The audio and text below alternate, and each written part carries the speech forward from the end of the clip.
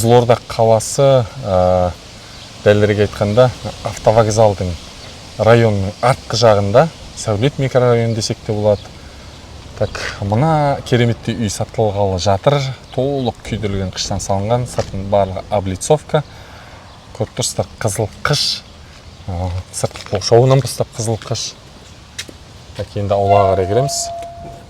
Аула беттегі үйдің көрінісі. Жанында тұрамыз, оң жағымыздағы жаздық времянка, сол жағымызда тұрғанымыз гараж. Есік алды толығымен брусчаткаланған. Есік алдына келетін болсақ, 10 соттық жер. Есіктің алдыңғы жағында жаздық шай ішетін орын ретінде арнайы дайын жер бар. Мына жақ бөлігінде бақша бар. Оның негізінде өзіңіз келгесін асықпай көріп шықсаңыз болады.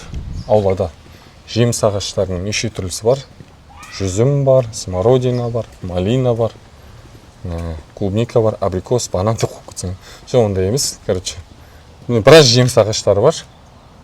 Кеттік енді. Үйдің ішімен танысайық. Так, бұл бізде көріп жатқанымыз үйдің ішкі көрінісі, яғни ортаңғы бөлік, холлда тұрмыз. Ауызға кіреберіс бөліктен бастайық. Бұл кіреберіс аймағымыз кафельден кейін едені, мына бөлікте кладовка бар. Мына бөлікте жуыну аймағы бөлек орналасқан екен. Кең айтпақшы жуыну аймағы. Холлдан енді жатын бөлмелерге қарай өтейік. Так, бірінші жатын бөлмеміз.